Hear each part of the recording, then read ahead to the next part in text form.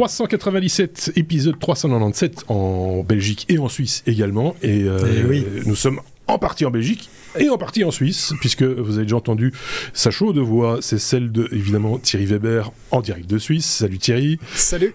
Et puis de l'autre côté... Salut Xavier. Pas très loin du lion de Waterloo.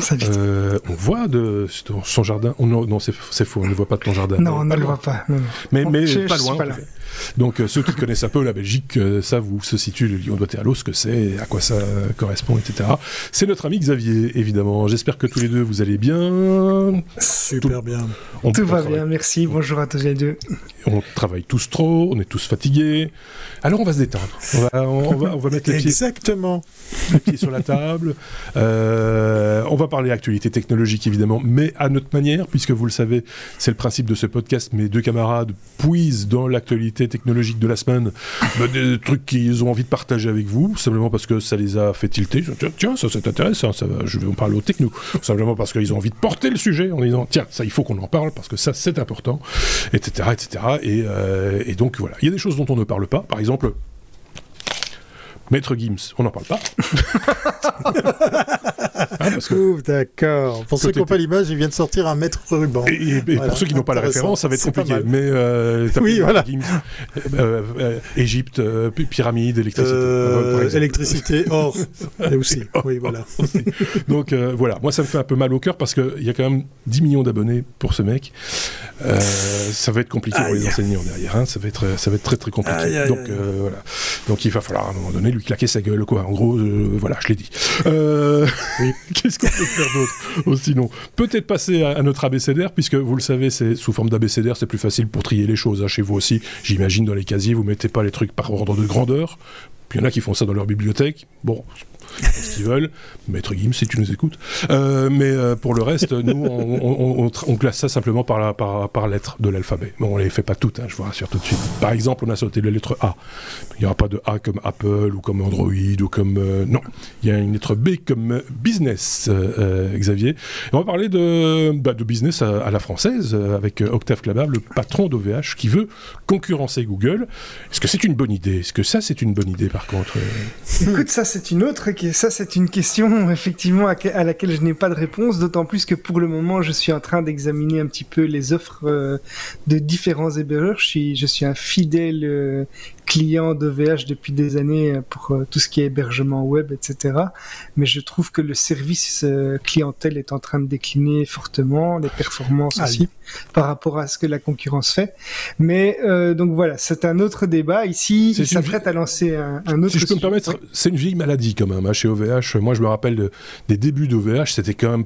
Ça partait mal, quoi. Et c'était compliqué d'avoir quelqu'un...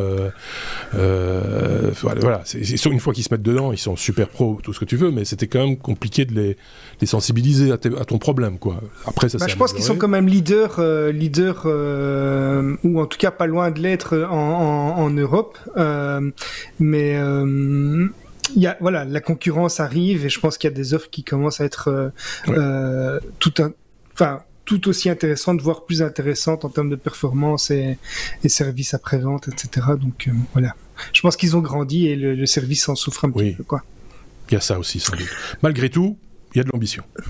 Oui, il y a de l'ambition puisque Octave Klaba, donc le propriétaire de VH, et son frère, qui ont acquis d'ailleurs la société de cloud computing, hein, donc qui permet de louer des ordinateurs dans le cloud, qui s'appelle Shadow.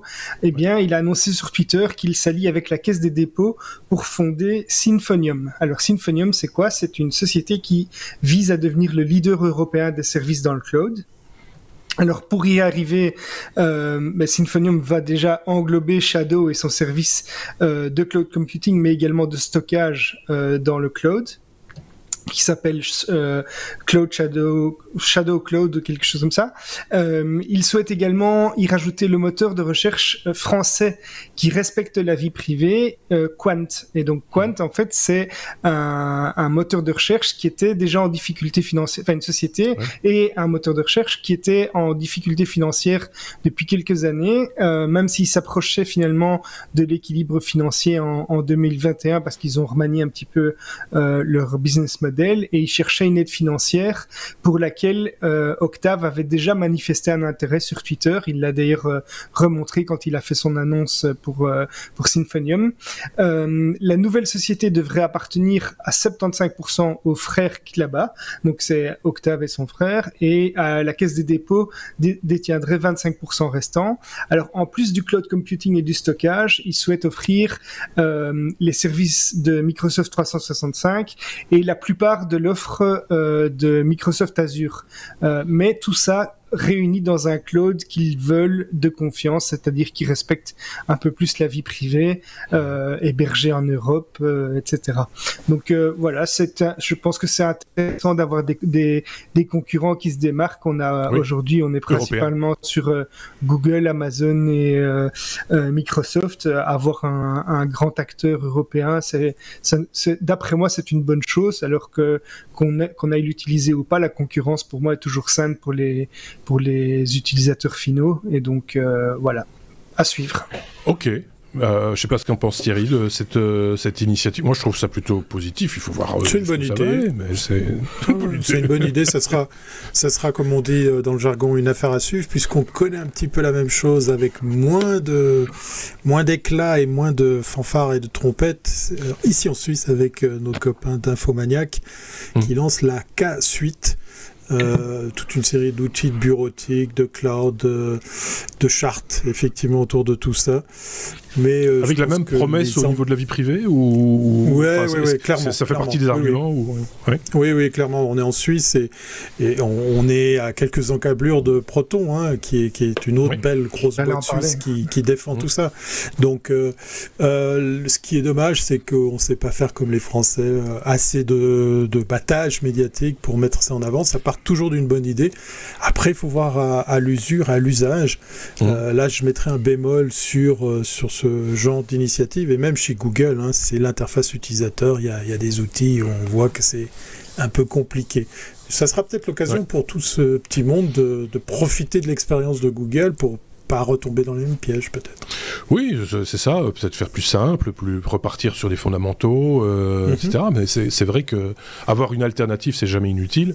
Et quand on travaille en équipe en plus, parce que souvent les outils cloud sont aussi des outils partagés, c'est aussi de se dire, voilà, on n'est pas obligé d'imposer à tout le monde dans une équipe l'usage de Google, parce qu'il y en a des fois, on connaît ça, qui sont réfractaires à l'idée d'utiliser les outils de tel ou tel GAFAM pour des raisons éthiques, pour des raisons pratiques, pour des raisons personnelles. Enfin, chacun voit comme il l'entend. Enfin, ça veut rien dire ce que je viens. Chacun voit comme il l'entend. Non, mais on voit le principe. Voilà, c'était ça l'idée. C'était pour vous expliquer. C'est mon niveau de fatigue qui est relative. Après 8 minutes 12, je pique du nez déjà. Donc ça commence très fort. Moi, je trouve ça plutôt c'est ambitieux, mais voilà. Et pour avoir jeté un rapide coup d'œil, mais je pense qu'il y a une période de test possible sur le cloud actuel, l'ex-Shadow qui a été repris à la sauce OVH. C'est assez tentant de tester la solution. Est-ce qu'on choisit aussi le type de processeur, si je dis pas de bêtises? Enfin voilà, c'est assez bien foutu, et donc ça peut avoir des perspectives intéressantes quand on veut voyager léger, tout simplement, avec un ordinateur pas trop performant et que tout est localisé sur une machine virtuelle quelque part. C'est un peu le principe, quoi. On peut dire merci à OVH d'avoir sauvé ou de récupérer Shadow PC, qui était à la base effectivement de la virtualisation pour du jeu vidéo, puisqu'effectivement c'était des machines délocalisées sur lesquelles, comme tu dis, on pouvait setuper le type de config qu'on voulait. Ça, c'est déjà bien, qu'il y ait un joli rattrapage d'un projet que je trouvais pas mal. Moi, je suis pas un gamer, mais je trouvais déjà intéressant. Mais voilà, la sauce n'a pas pris. C'était peut-être un peu trop cher. Je pense qu'il y avait des aficionados, mais c'était pas... Peut-être que le modèle économique, sur le business plan, était peut-être un petit peu bancal, ou que c'est... Enfin, je ne vais pas revenir sur cette histoire-là, mais en l'occurrence, voilà, on espère quand même que ça va porter ses fruits. Tu avais un truc à rajouter, Xavier, pour ta défense, ou tu as fait le tour de... Non, mais j'allais aussi parler de Proton, qui fait un très bon boulot en termes de respect de la vie privée. Bon, leur offre est un peu plus limitée que tout ce qui se fait dans le cloud, mais ils ont déjà mail, calendrier, Drive et VPN. Donc, par contre, la partie Drive qui est assez intéressante d'ailleurs, parce qu'au niveau budget c'est plutôt pas mal, ils ont encore un step à actionner pour mieux l'intégrer dans les OS des gens, parce que ça reste un drive où tu fais du drag and drop dans une fenêtre pour uploader tes fichiers. Okay. Ils sont blindés, ils sont protégés, machin, etc. Mais tu ne peux pas mapper un disque sur ta machine, par exemple, ou via une application mobile pour l'instant. Peut-être que ça changera, on l'espère en tout cas. Ça viendra peut-être. L'agenda, c'est un peu pareil. Tu ne sais pas faire parler l'agenda de Proton avec les autres agendas. Il n'y a pas de passerelle possible. Donc voilà, c'est les petits écueils comme ça, mais ça marche bien. Personnellement, vous l'avez remarqué, si j'en parle, c'est parce que j'en suis un peu client.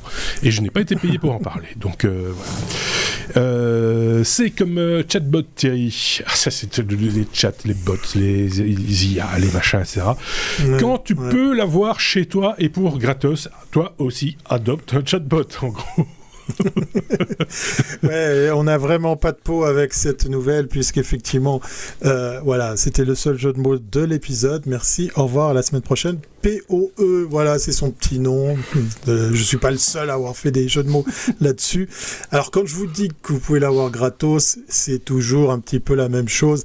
Moi, je trouve intéressant l'innovation qui se cache là derrière cette application qui existe pour le moment chez iOS, qui vous vend la promesse de regrouper tous les chatbots dans une seule interface. En gros, vous allez installer cette app qui, dès le début est gratuite, mais si vous voulez aller par exemple faire du ChatGPT sur la 4e version, le ChatGPT 4, eh bien il va falloir passer par la case abonnement au travers d'une application qui va vous la facturer mensuellement. C'est vite assez cher et je ne vois pas je vois pas la valeur ajoutée. Ouais. Voilà, et sur l'app, on n'est pas non plus sur des prix très très bon marché. Je crois qu'on est de mémoire, autour de la vingtaine.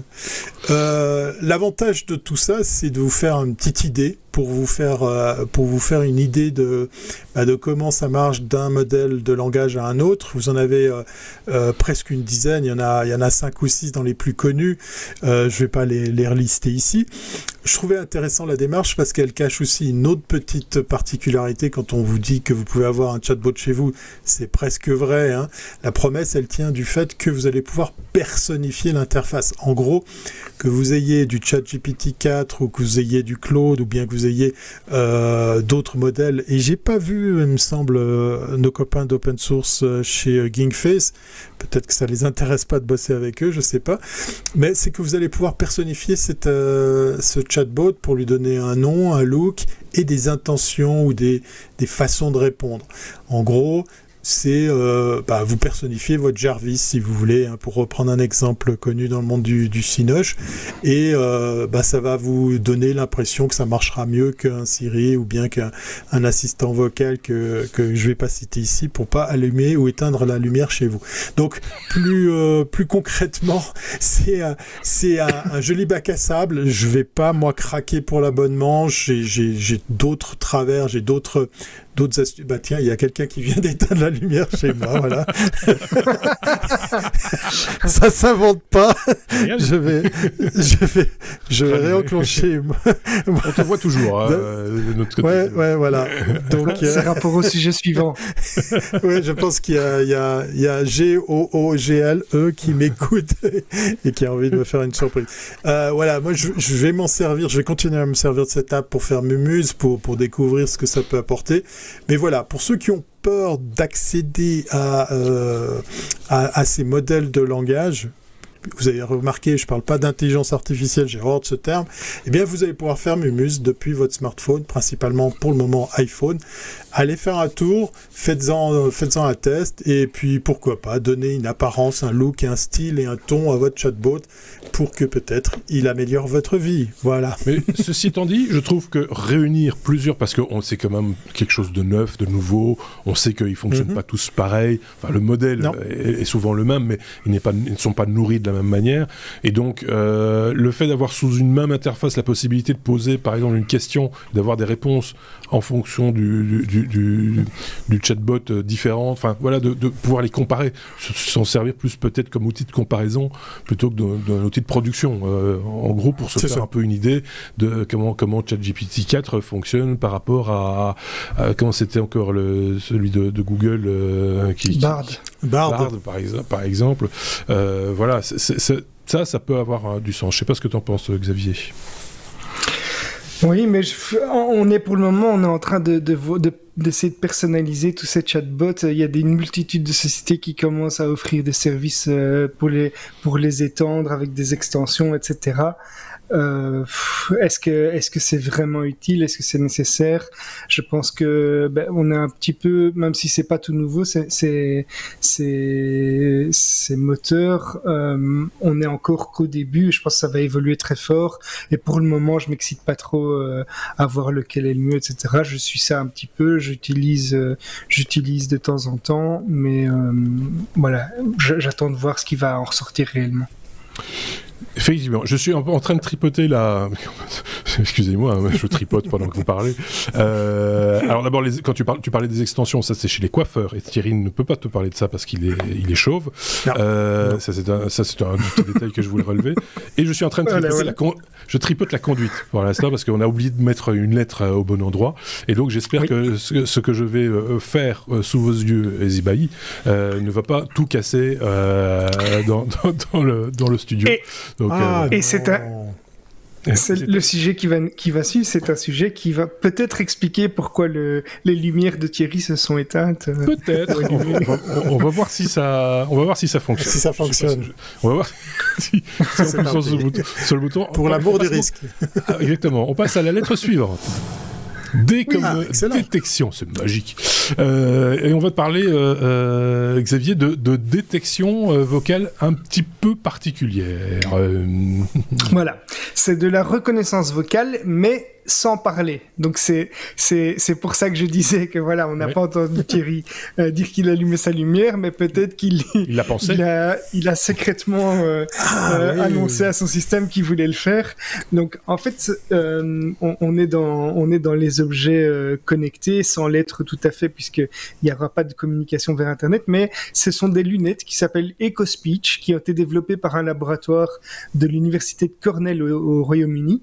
Et ces lunettes, qu'est-ce qu'elles ont de particulier? C'est qu'elles vont faire de la reconnaissance vocale sur base de ce qu'un utilisateur va dire, mais sans qu'il le dise réellement. Donc, c'est-à-dire, on va faire de la reconnaissance de commandes vocales silencieuses.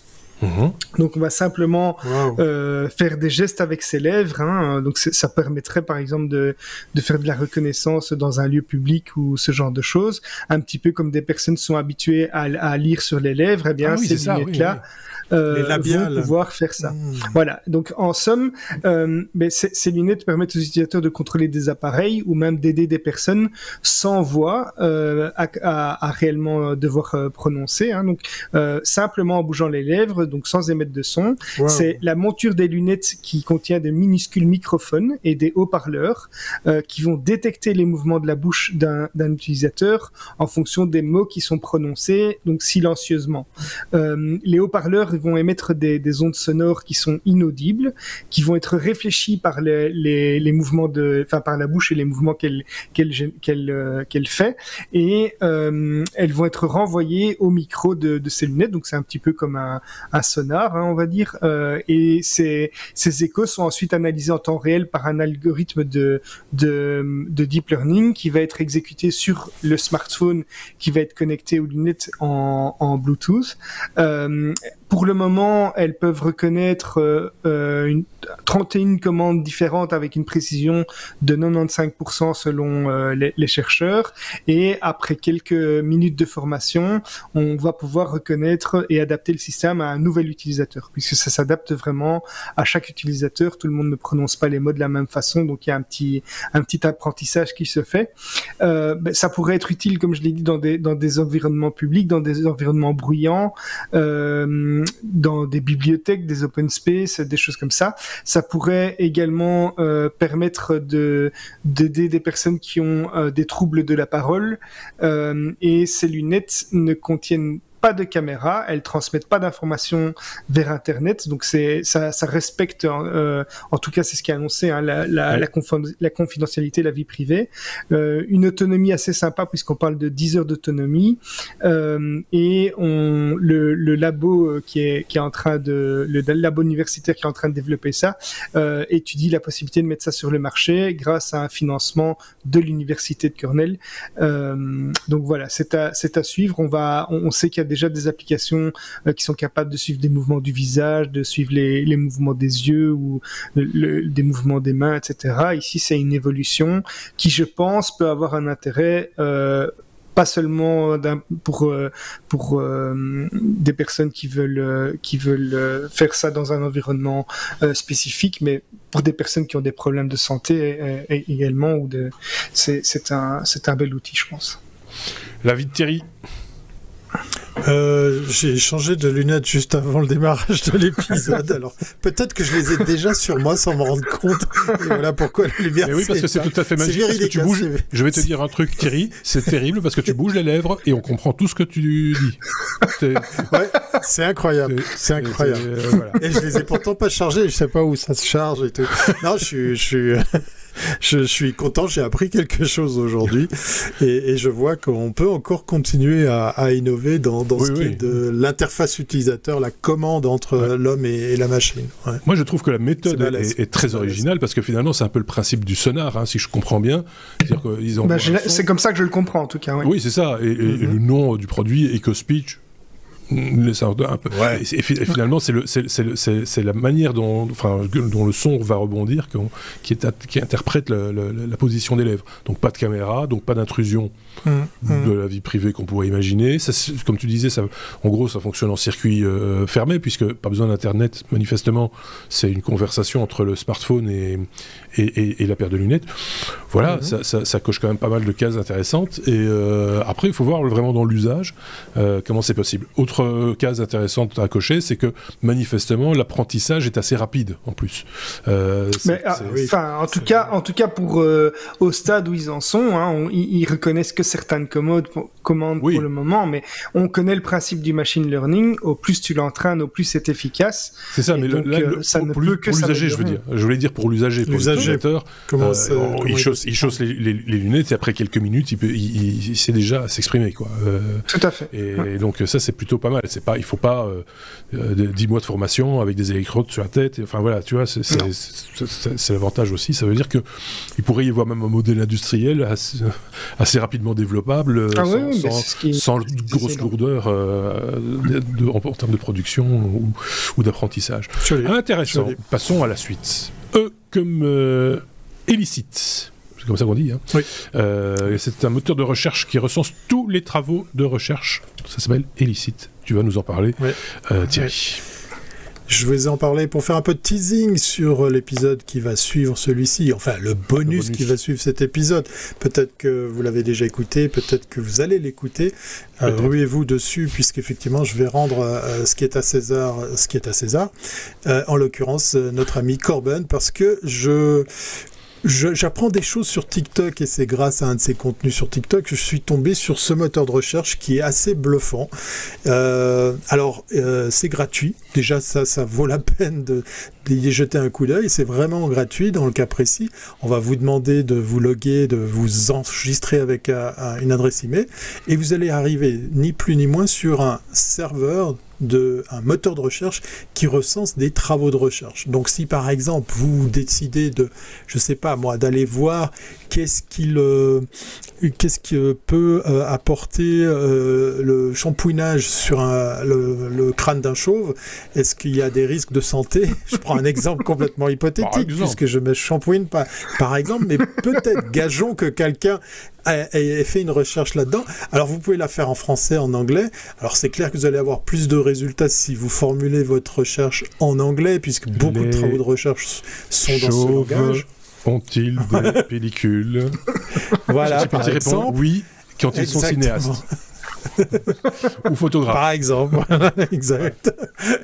Et c'est assez balèze parce que d'une part, il va par cooptation, par connexion, par sujet connexe, vous saurez tous les travaux de recherche qui ont traité de près ou de loin ce sujet, ce thème, mais il va aussi vous proposer une synthèse. Là, il y a un peu d'intelligence artificielle, ça y est, j'ai lâché le mot qui me fâche, qui va vous faire un résumé de tout ça pour vous dire non, il n'y a pas de pellicule chez les chauves puisque le crâne est exposé directement à la pluie, au soleil, ce genre de choses, et donc du coup il n'y a pas, l'espace entre les cheveux qui pourrait provoquer la chute de peau.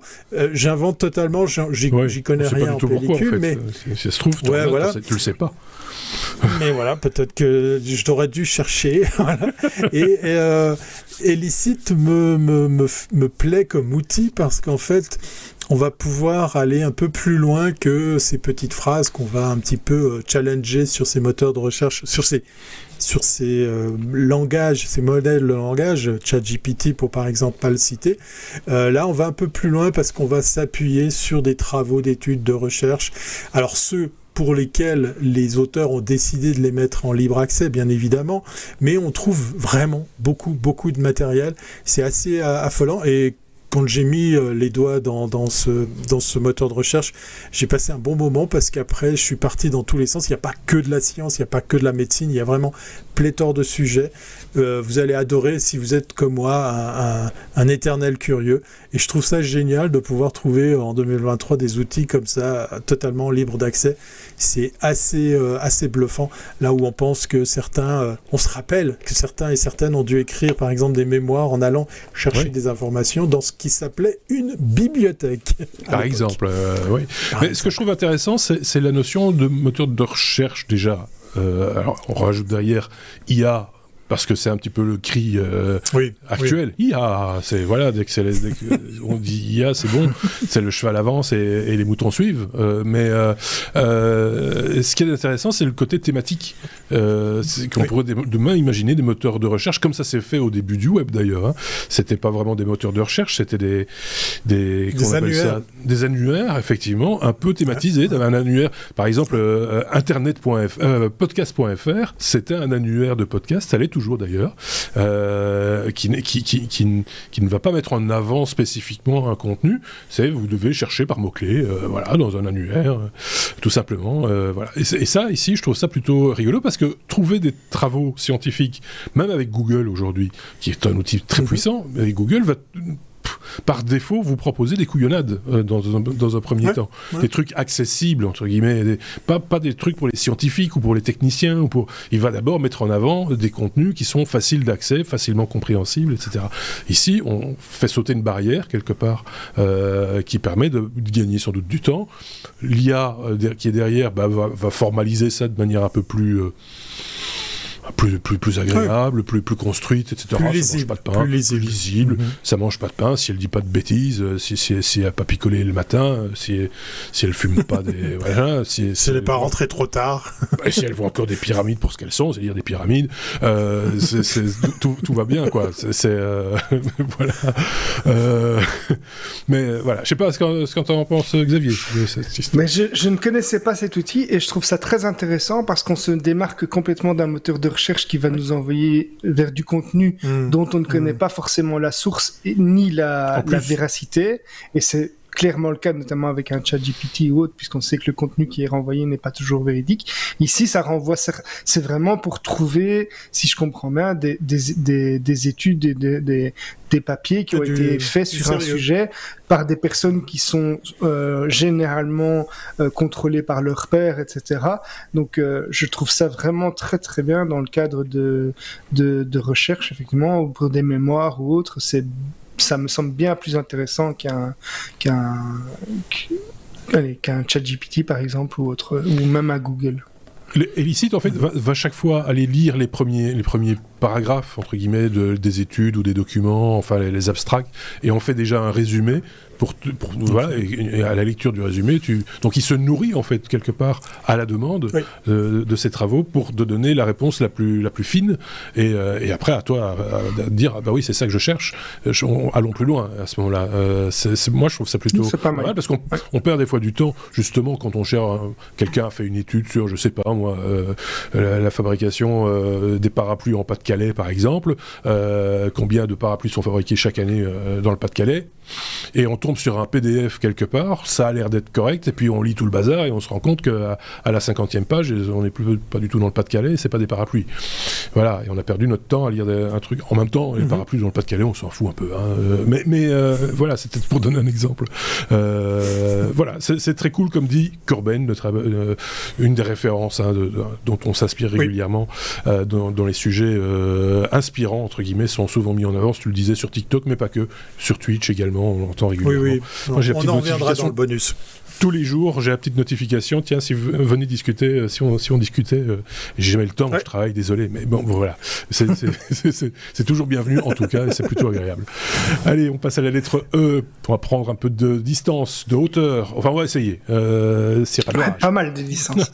On va aller dans l'espace, Xavier, avec l'ESA. Tu aurais pu faire E comme ESA, d'ailleurs, qui est à la recherche de vie extraterrestre, avec cette fameuse mission pour le moment, au moment où nous enregistrons cet épisode, qui est postposé au lendemain, puisque le décollage n'a pas eu lieu. C'est la mission JUICE. Je vous emmène pour un voyage de 8 ans. Avec la mission JUICE. JUICE, c'est cette mission de l'ESA, l'Agence spatiale européenne, qui tire son nom des termes Jupiter Icy Moons Explorer. Donc ça dit un petit peu ce qu'elle veut faire. Donc on va aller visiter les lunes de Jupiter, les lunes glacées de Jupiter. Alors moi je suis tombé là-dessus parce que j'ai vu qu'il y avait un lancement qui était planifié aujourd'hui à 14h15. Ouais. Ça a été reporté à demain. Donc en fait, si je me trompe pas, on publie le podcast dans la nuit du jeudi au vendredi. Donc si vous l'écoutez vraiment très très vite, vous aurez l'information avant que la fusée ne décolle. Si elle décolle bien, c'était un problème de météo qui a conduit à postposer le décollage. Oui. Lancement replanifié ce vendredi à 14h15. Voilà. Le but, c'est d'étudier en détail Jupiter, qui contient pas moins de 79 satellites. Donc, on en est loin avec notre Lune. Son système, et on va se concentrer, comme je l'ai dit, sur les lunes qui sont glacées, qui sont Ganymède, Europa et Callisto. Ces lunes, pourquoi est-ce qu'on va les étudier? C'est parce qu'elles ont un grand intérêt, parce qu'elles sont considérées comme étant potentiellement habitables. Potentiellement habitables parce qu'il y a de l'eau, et on estime qu'il y a peut-être même de l'eau à l'état liquide sous la couche de glace qui les compose. Donc on va grâce à ce projet déterminer les conditions qui ont pu mener à l'apparition de la vie ou d'un environnement qui serait habitable.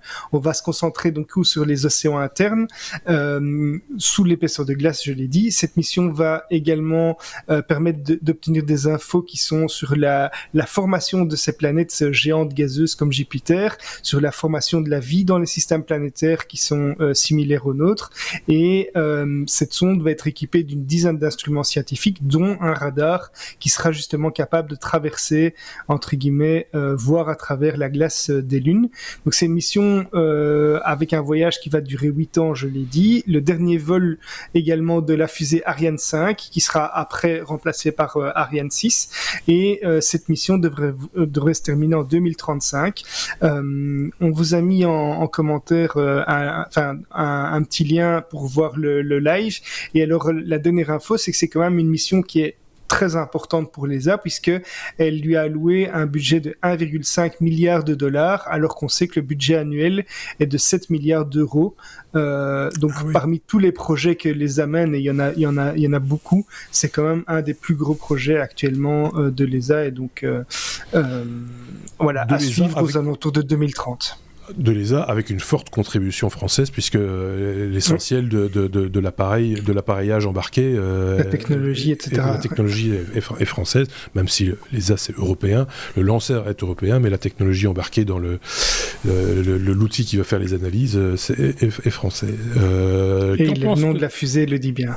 Voilà. Et donc Thierry, un avis sur la question, cette espèce de, moi, je suis en train de penser, quête d'infini et d'au-delà. Ouais, moi ça me fascine toujours, c'est d'imaginer comment tu télécommandes un truc, puisque on sait les ondes radio ou les ondes, toutes court, je ne sais pas si c'est de la radio, vont mettre des secondes, des minutes, des années, des dizaines d'années, je ne sais pas. On a essayé un truc avec un fil et 2 gobelets. bien tendu. Il faut du fil, hein. Sur cette distance-là, c'est compliqué. Non, la difficulté, il y a déjà des Japonais qui veulent mettre un ascenseur pour aller dans l'espace. Hein, oui, c'est ça, on avait déjà ça. Oui, la difficulté, c'est de garder le fil toujours bien tendu, tu vois, et sans qu'il casse. Voilà. Donc, voilà. Ouais, exact. Ouais. Non, moi, ça me fascine ce côté technique de pilotage. Je pense spontanément à ça. Oui, je vois les missions qui s'étalent sur plusieurs années, c'est waouh. Oui, tu voulais rajouter un truc. La communication sur des distances aussi importantes, c'est fascinant quand on sait on a du mal à capter le Wi-Fi quand on va au grenier chez soi. C'est quand même dingue. J'ai oublié une petite info. Dans les liens que je vous ai mis, il y a une page qui montre un petit peu avec des infographies certains détails de cette mission.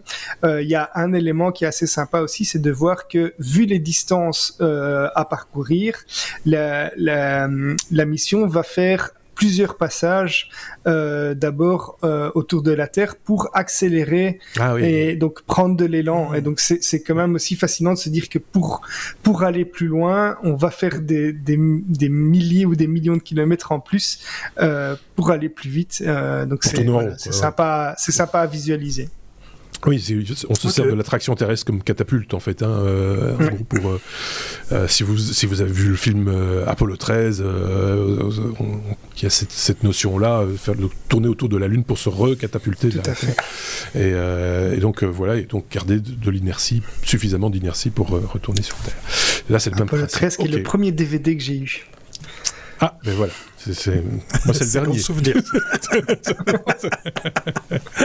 Mais voilà, un bon film, il faut bien le reconnaître quand on aime bien la conquête spatiale. Oui, c'est toujours agréable à regarder, même si c'est un échec. Hein, ils ont raté le truc. Enfin, j'espère que j'ai spoilé personne. Tu vas faire des déçus. Déjà que j'ai insulté Maître Gims. Ah oui. C'est pas vrai, je l'ai pas insulté. J'ai pas dit du bien, mais je l'ai pas insulté. F comme FBI. On peut ne pas aimer quelqu'un, il peut ne pas l'aimer non plus. Thierry, on va parler de FBI. Je pense que ça vient faire dans un podcast technologique. Quand le FBI te dit que c'est pas bien, faut pas le faire. Voilà, on le fait pas alors. C'est pas bien. Non, voilà, on le fait pas. On ne raconte pas qu'il y avait de l'or et de l'électricité sur des pyramides il y a plusieurs années. C'est le FBI qui vous le dit. Non, plus sérieusement, on va arrêter de taper sur Maître Gims. Non.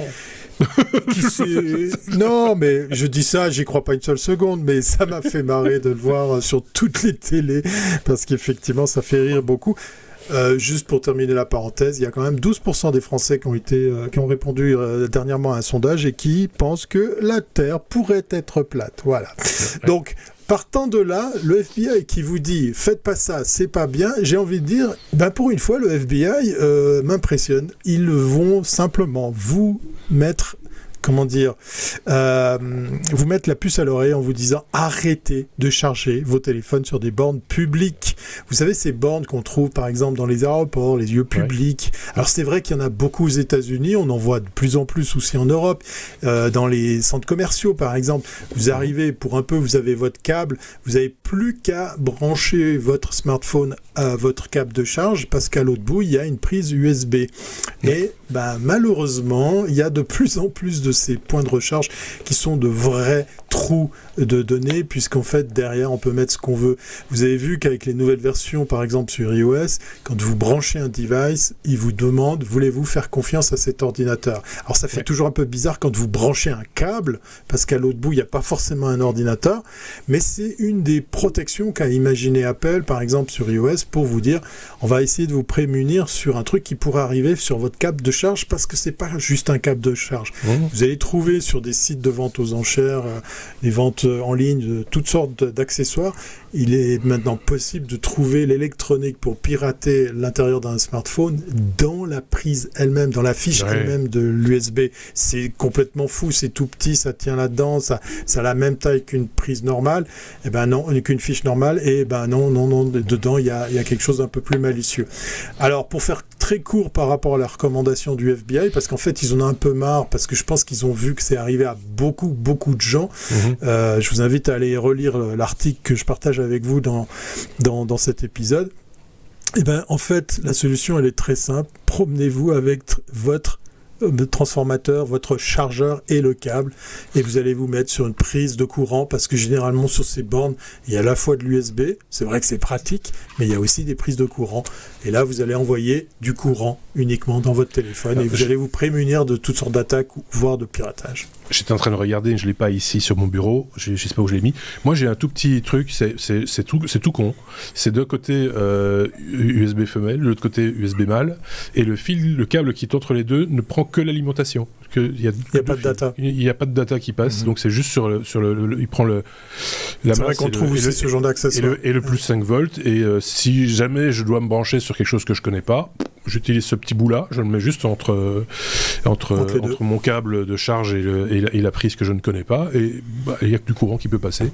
Donc, ou l'autre solution, vous vous promenez tout simplement avec votre batterie.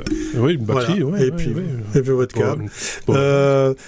Pour que le FBI, alors là, je pense qu'on s'adresse principalement au public américain, mais pour que le FBI fasse maintenant carrément une recommandation officielle de cette envergure, c'est que force est de constater qu'on est passé à côté de beaucoup de piratage, je pense. Oui, et en même temps, je pense aussi que ça s'est plus développé aux États-Unis que chez nous, parce qu'effectivement, dans certains lieux d'où il y a du public, on voit ça de temps en temps sur des festivals, par exemple, en tout cas en Belgique, où tu as des stands d'annonceurs publicitaires qui te tiennent pour gratuitement venir recharger votre smartphone, machin, etc.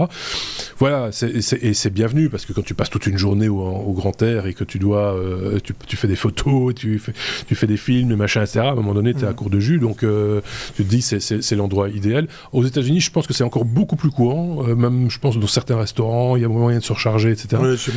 Et que donc il y a eu certainement quelques malversations à gauche, à droite, et qu'à un moment donné, tu dis ça va bien, soyez un peu plus prudent, quoi. Voilà. Starbucks, pour pas les nommer, aux États-Unis, propose une belle alternative, que je trouve assez pratique, mais pour le coup, il faut un smartphone récent. C'est la table elle-même qui vous propose de recharger votre smartphone par induction. Donc il n'y a aucun contact, aucun câble. Il faut choisir. C'est même soit tu mets la casserole, soit tu mets la petite cassolette de légumes, soit tu mets le smartphone. Mais tu peux pas faire les deux. Généralement, eux, ils font que du café. Il n'y a pas trop de légumes chez eux. Le café est un légume avant d'être du café, monsieur. C'est les femmes de café. Ok, autant pour moi. Je déteste avoir tort. Je le dis, je suis de très mauvaise foi. Le café est un légume. Je me souviens pourquoi je bois pas de café alors. Tu n'es pas vegan. Je mange que des frites comme légumes. Voilà, c'est très bien, c'est une très bonne idée, belle initiative. Bon, sauce américaine. Ça fait perdre les cheveux, mais c'est pas grave. Xavier, un avis sur cet avis d'intérêt public? Mais pour moi, c'est quelque chose qui est pas tout nouveau, hein. On a déjà l'habitude, on en a déjà dit 100 fois par exemple de pas brancher des clés USB qu'on trouve dans la rue ou sur son bureau. Aussi, ça fait partie des bonnes pratiques. Donc voilà, sur cet avis-ci, sur le câble USB, voilà, c'est quelque chose qui me semblait. C'est parce qu'on est entre tech, enfin, je vais pas dire geek parce que c'est complètement dépassé, mais entre sachant, on est sensibilisé de par nos métiers. Je ne dis pas que c'est pas utile de le rappeler, par contre. Et je pense que c'est quand même utile des fois de le rappeler, même à des professionnels comme nous, justement, parce que on a peut-être tendance à dire ça n'arrivera pas à moi, tu vois. Oui, c'est un outil du quotidien finalement. Ce chargeur est devenu un outil. Je pense que c'est bien de le rappeler à tout le monde, en fait, qui que ce soit, même si ceux qui nous écoutent, et je sais qu'il y en a parmi vous qui se disent mais ils tourneront sur ce sujet depuis 3 minutes et demie, même un peu plus, désolé, on sait tout ça. Oui, mais il y en a qui oublient des fois des gestes tout aussi.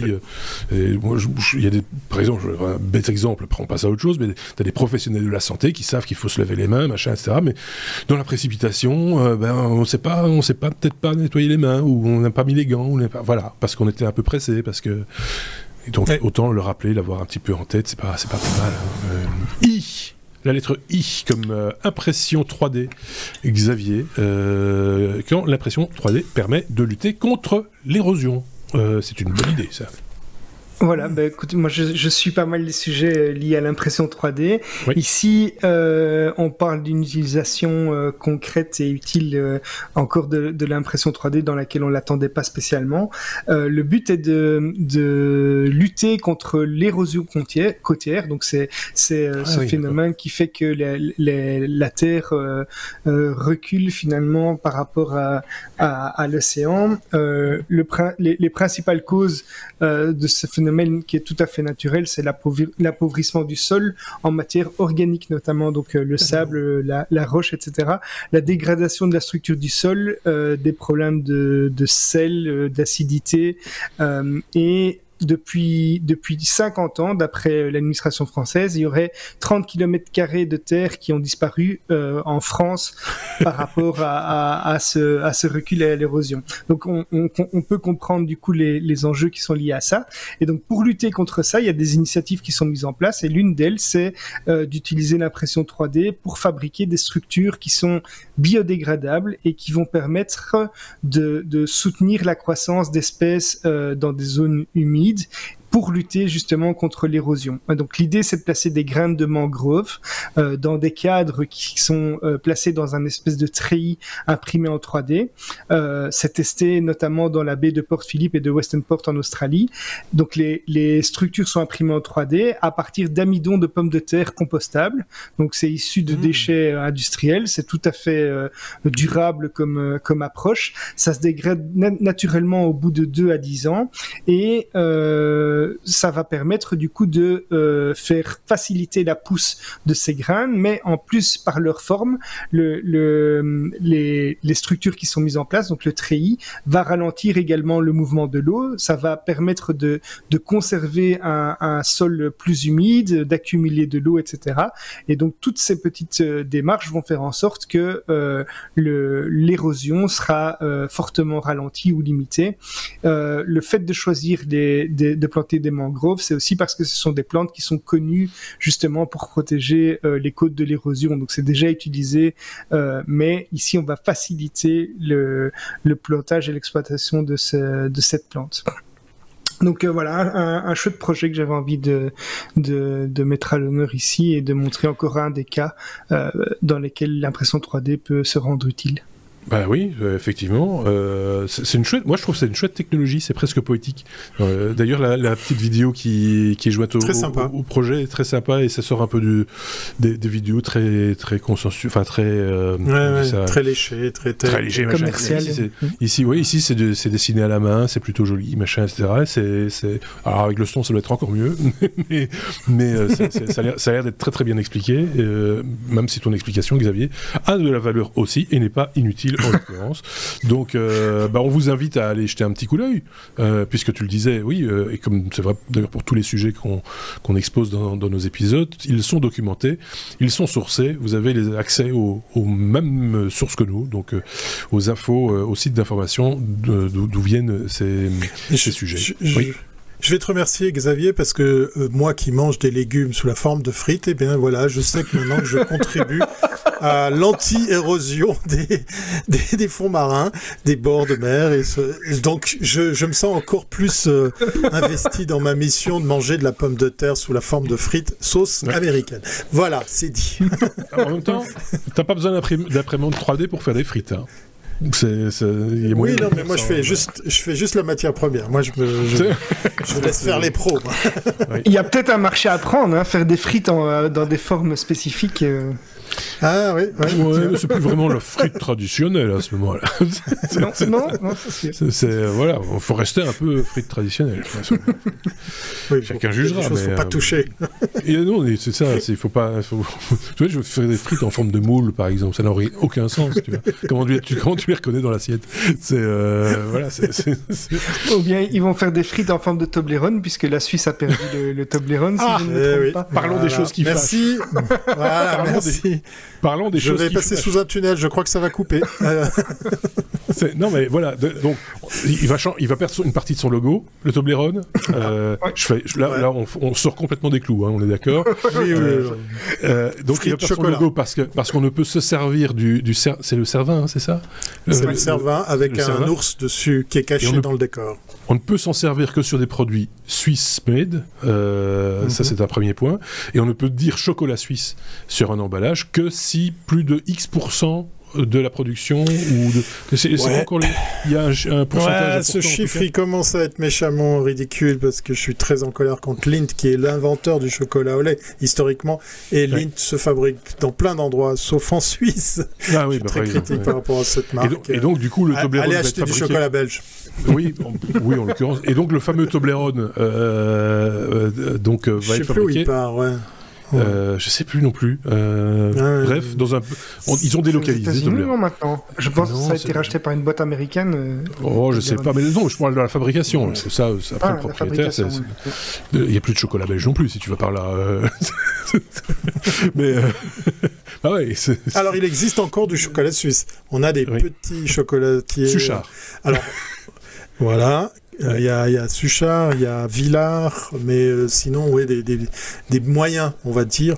Et puis après, il y a les petits, mais après, si on veut taquiner, ben oui, le chocolat, il pousse pas en Suisse, hein, la fève de chocolat vient d'autres pays. Ça, c'est simplement pour faire le lien avec le café, parce qu'on est un des plus gros vendeurs de café, et le café pousse pas en Suisse.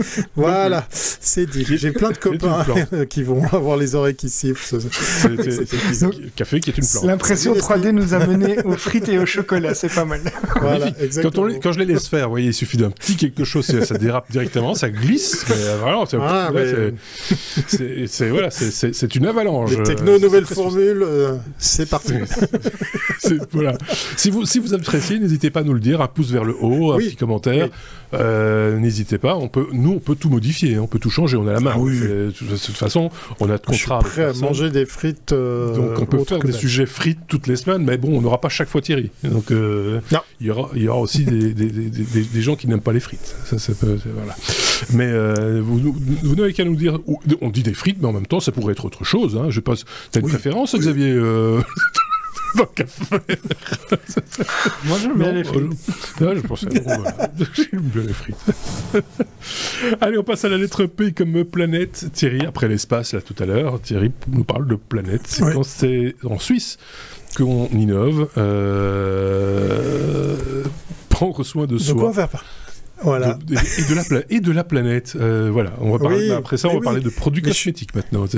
Oui, mais je suis très content que les deux sujets s'enchaînent comme ça par le hasard de notre conducteur, puisque on va aussi parler de la planète avec une start-up suisse romande qui s'est fait remarquer sur un rendez-vous d'affaires qui a eu lieu là, il y a quelques semaines, qui est assez récent. Généralement, c'est des rendez-vous qui se tiennent 1 ou 2 fois par année pour accueillir des jeunes entrepreneurs ou des personnes qui veulent se lancer dans l'entrepreneuriat.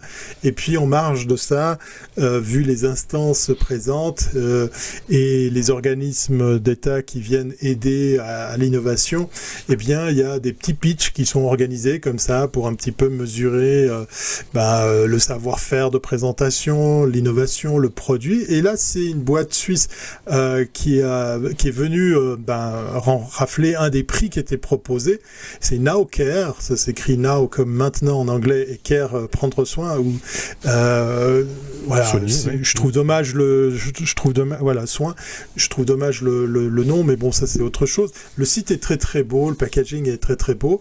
Alors qu'est-ce que c'est ? Eh bien, c'est pas forcément une idée nouvelle, mais là je dois reconnaître que leur gamme de produits elle est assez large pour m'y intéresser et vous en parler. L'idée elle est très simple. Si vous regardez sur votre tube de dentifrice la composition qu'il y a dans le dentifrice, eh bien très souvent il y a un mouvement qui émerge et qui dit mais c'est un peu con le dentifrice. On achète de l'eau. Oui, un des plus gros composants du dentifrice c'est de l'eau. Donc partant de ce constat, ils ont vu que dans pas mal d'autres produits, c'est un petit peu la même chose. Eh bien, en fait, eux, ils vous vendent le produit sous forme de poudre. Alors, oui, ils vont vous le vendre dans un emballage. Là, pour le coup, il est en carton, il est en papier. Donc là, on va quand même éviter de vous vendre du plastique. Et vous allez, avec un emballage que vous achetez et qui est biodégradable, verser cette poudre, ajouter le niveau d'eau nécessaire, vous secouez tout ça et vous avez votre savon, vous avez votre shampoing, vous avez le produit que vous allez comme ça créer de toutes pièces. Je trouve très intéressant la démarche, même si encore une fois je mets un bémol sur le fait que nos amis ici en Suisse romande ont identifié cette start-up sans aller regarder les produits qui existent déjà, parce que le concept n'est pas nouveau, mais pour leur défense, l'achalandage de produits est intéressant. Et si je vous parle de tout ça, c'est parce que je vais faire le lien avec la van life. Et oui, je ne vais pas résister. Et pour ce faire, il faudra venir dans le bonus pour pouvoir parler de van life, parce que ces produits-là parlent aux van lifers, parce que quand vous avez un savon que vous mettez dans un sachet qui est imperméable, qui est perméable, je veux dire, vous allez pouvoir utiliser le savon dur jusqu'au bout, parce que même la petite miette de savon, vous allez l'utiliser jusqu'au bout. Quand vous allez vous promener avec des produits en sachet, puis vous n'avez plus qu'à ajouter l'eau au dernier moment, on a vu par exemple le fameux dentifrice à croquer, puis qui va agir simplement avec la salive, et bien tout ça, ça fait du poids au moins dans votre véhicule, ou en tout cas beaucoup moins de déchets, parce qu'effectivement on est de plus en plus en passe d'acheter du déchet quand on achète un produit, puisqu'on achète l'emballage, on achète la pub, on achète le carton autour, on achète plein de trucs qu'on va jeter. Voilà. Donc bravo à Nowcare qui a su quand même se faire remarquer, qui a raflé un petit peu de menu monnaie pour les aider à aller plus loin. Et c'est ici, en Suisse romande, que ils ont démarré. Allez voir leur site internet, je suis sûr qu'il y a des produits qui vont vous parler. Il y a les commentaires aussi des gens, j'adore toujours les commentaires des gens, c'est j'aime beaucoup ça sent bon, j'adore l'odeur du gel douche, on a l'impression de se sentir comme dans un spa. De Lara, de la consistance et la mousse sont parfaites, exactement comme d'autres savons liquides, je les adore. Ouais. Voilà, trouver un aussi bon produit dans cette gamme de prix, ce n'est pas facile. Je suis super contente d'avoir trouvé Nowcare, dit Christine de Berne. Voilà. Les Suisses allemands sont très forts. Oui, et ils parlent bien français, ils écrivent bien en français, je trouve. Malgré tout ce qu'on dit sur les. Mais oui, on parle plusieurs langues, monsieur, ici en Suisse. Oui, bon. Mais bon, voilà. Oui, il y a plein d'arguments. Effectivement, c'est pas les seuls à faire ce type de produit, mais la mise en place est originale, et ça peut avoir dans certains cas de l'utilité. Alors soit parce que tu veux vraiment faire, tu trouves con d'acheter de l'eau, c'est pas tout à fait idiot. En même temps, les mêmes qui vont acheter ça sortent aussi du magasin avec un pack de 6 bouteilles d'eau, hein, donc c'est plus malin. Donc voilà. Ah non, moi j'achète un produit comme ça sec parce que j'achète pas de l'eau, et tu sors avec ton pack de 6 bouteilles. C'est comme quand tu vas acheter tu vas acheter un gâteau à 1000 feuilles et puis tu bois un Coca zéro. On n'est pas à l'abri de ce genre de choses, effectivement. Voilà qui conclut donc notre. Je dis pas de bêtises, hein, il n'y a plus rien dans la conduite, hein, et on nous a pas. C'est fini. Là, c'est fini. On est bon. Ah non, après ça va être le bonus. Ah bah oui, il y a le bonus à mettre en boîte à. Ah oui, viendez. Ne partez pas comme ça. Je dirais. Céline Dion, non oui, c'était la journée de Céline Dion aussi, aujourd'hui. Céline Dion est de retour. Voilà, c'est comme ça. Alors, Céline Dion et Maître Gims dans le même épisode, ça, je dois dire que c'est quand même quelque chose. Sont dans un bateau. À bord des technos. Voilà. Qui tombe à l'eau? J'hésite. Bon, allez, ça suffit assez dit de bêtises. Merci à vous de nous avoir suivis. Il y a un bonus qui s'en vient, effectivement, si vous avez apprécié. Peut-être pas l'humour, mais en tout cas les news qui vous ont été proposées, n'hésitez pas à mettre un pouce sur YouTube, si vous nous regardez sur YouTube, ou sur les applications de podcast, puisque c'est un podcast, évidemment. N'hésitez pas à mettre des petites étoiles. Si vous arrêtez de nous écouter, je le dis comme ça en passant, vous n'êtes pas obligé de laisser un commentaire. Vous partez discrètement, mais sur la pointe des pieds. Merci les gars, salut. Non, c'est bon, on comprend, il n'y a pas de souci. Mais voilà, c'est pour la petite blague. Merci en tout cas de nous suivre et d'être fidèles aux techno depuis 9 ans maintenant déjà, hein, et comme le temps passe. Je cherche toujours depuis 9 ans d'ailleurs le bouton pour clôturer. Je ne trouve jamais le bouton du générique. Ah, de fin, le voici. Merci Xavier, merci Thierry, à très bientôt. Salut.